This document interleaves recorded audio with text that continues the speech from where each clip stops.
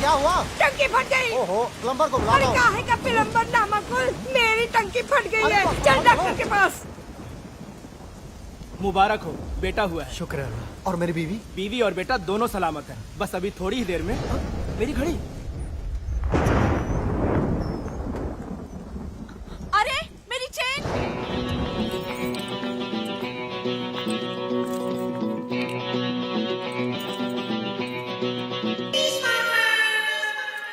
Well done officers. जुर्म के इतिहास की सबसे बड़ी एंटीक स्मगलिंग को हमने कल रात को पकड़ा है। हमारे देश के हजारों साल पुराने प्राइसलेस हीरे, मोती, जवाहरात, पेंटिंग्स, स्टैच्यूज, कुल मिलाकर 10,000 किलो का नेशनल ट्रेजर विदेशी मुल्क को बेचे जाने से हमने रोका है। अंदाजा लगाया जाता है कि इंटरनेशनल मार्केट में इसकी कीमत 500 करोड़ रुपए है। इंटरपोल को शक है कि ये सारा माल एंटीक स्मगलर्स जौहरी ब्रदर्स का है। ये चिपके हुए जुड़वा भाई उन लोगों में से नहीं जो अपने माल को आसानी से जाने दें। ये इसे वापस हासिल करने की कोशिश जरूर करेंगे। इसलिए हमारा काम यही खत्म नहीं होता। हमारा अगला मिशन होगा इस माल को सुरक्षित दिल्ली के सरकारी खजाने तक पहुंचाना, और इस मिशन का नाम होगा भारत भूषण। Shut up Jagtap.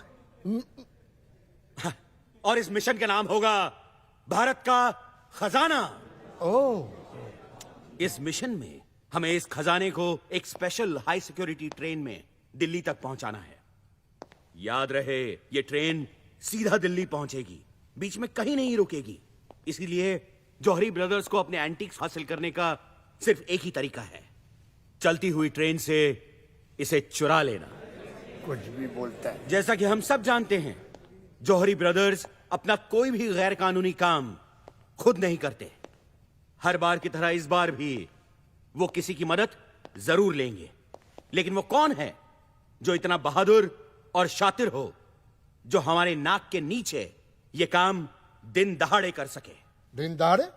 वो तो ये काम रात के अंधेरे में भी कर सकता है, और नाक के नीचे क्यों, पीठ पीछे भी कर सकता है ना? है ना? Jagtap, shut up. हमारे इंफॉर्मेशन के मुताबिक यह काम सिर्फ 3 लोग कर सकते हैं। पहला उम्मीदवार है हैदराबाद से इस्माइल शेख उर्फ इस्माइल कोयला। इस्माइल कोयले से ज्यादा काला है या कोयला इस्माइल से ज्यादा काला, यह कह पाना जरा मुश्किल है। इस्माइल के पास 2 हथियार हैं, एक रात का अंधेरा और दूसरा इस्माइल का स्माइल।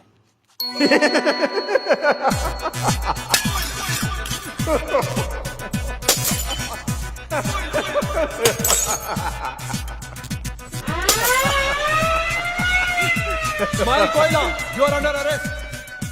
इस्माइल रात के अंधेरे में टॉर्च किसी निकालो। साये की तरह कहीं खो जाता है। लगता है फिर भाग गया। ओह, इसलिए आज तक हम इस्माइल कोला को पकड़ नहीं पाए, है ना सर? है ना? इस्माइल ने कुछ साल पहले सालारजंग म्यूजियम में चोरी करने की कोशिश की थी, लेकिन इस बार बदकिस्मती से उसका केस मुझे मिला था। सर, उसकी बदकिस्मती या आपकी? जगताप, चुप बैठो और आगे सुनो।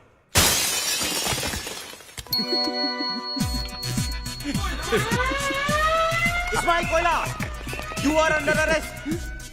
लेकिन इस्माइल के ये सारे हथखंडे अब पुराने हो चुके थे। इस्माइल, ये चोरी चकारी छोड़कर शराफत की जिंदगी क्यों नहीं बसर करते? मेरे पास तुम्हारे लिए एक माइंड ब्लोइंग जॉब ऑफर है। घंटे का ₹1,00,000 मिलेगा।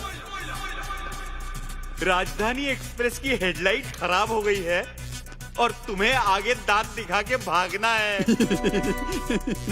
वो रहा, पकड़ो पकड़ो। इस्माइल प्लीज। दूसरा उम्मीदवार है master India. You mean mister India? I mean master India. Oh sorry. Mister India तो बहुत नेक इंसान थे। मास्टर इंडिया उनकी बिगड़ी हुई औलाद है जो अपने महान बाप के महान पावर्स का नाजायज फायदा उठा रहा है। जहां इस्माइल कोयला रात के सन्नाटे में सबसे छुप के चोरी करता था, वहां मास्टर इंडिया दिन दहाड़े सबके सामने चोरी करता था। अरे कर रहे हैं? अरे ये क्या कर रहा है वो?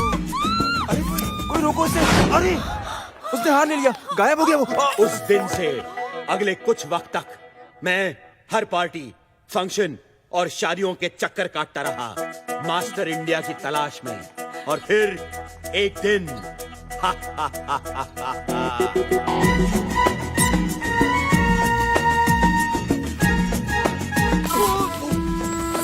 सॉरी उससे हाथ मिलाने के बहाने मैंने उसका ब्रेसलेट बदल लिया।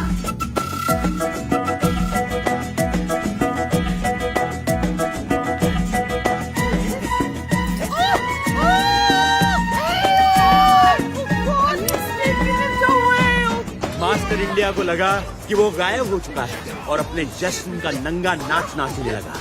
उसे नहीं पता था कि अब सब लोग उसे देख सकते हैं।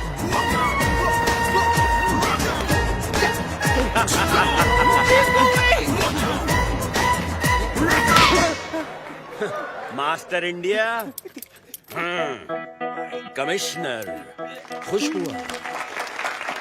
और अब बचता है हमारा तीसरा और अब तक आजाद उम्मीदवार, मुंबई से तबरेज मिर्जा खान उर्फ 30 मार खान। इसके फैंस इसे आधा रॉबिन हुड भी कहते हैं। आधा रॉबिन हुड क्यों सर? क्योंकि अमीरों से लेता तो है पर गरीबों को देता नहीं। इंडिया का सबसे तेज क्रिमिनल मास्टरमाइंड 30 मार खान।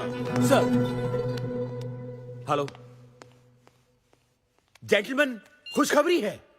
मिस्टर इंडिया पार्ट 2 शुरू हो रहा है। तेरी अभी अभी खबर मिली है कि 30 मार खान पेरिस में गिरफ्तार हो चुका है। अपने फैंस को ऑटोग्राफ देते हुए। बदकिस्मती से उनमें से एक फैन इंटरपोल का खुफिया एजेंट था। Thank you. Gentleman, as we speak 30 मार खान इंडिया लाया जा रहा है।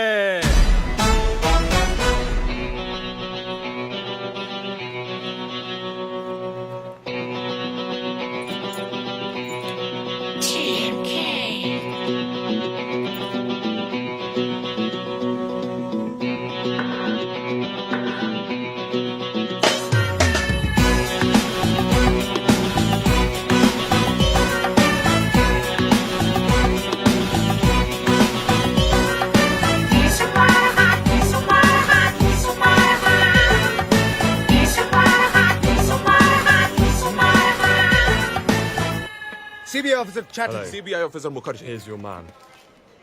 We'll take it from here. Okay. Yeah.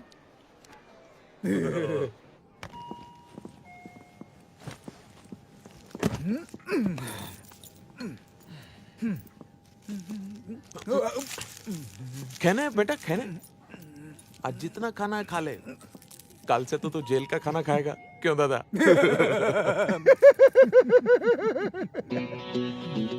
कि लुटती इज्जत को बचाना और 30 मार खा को कैद करना दोनों बेकार है। कल का खाना मैं जेल में नहीं, घर में अपनी माँ के हाथ से खाऊंगा।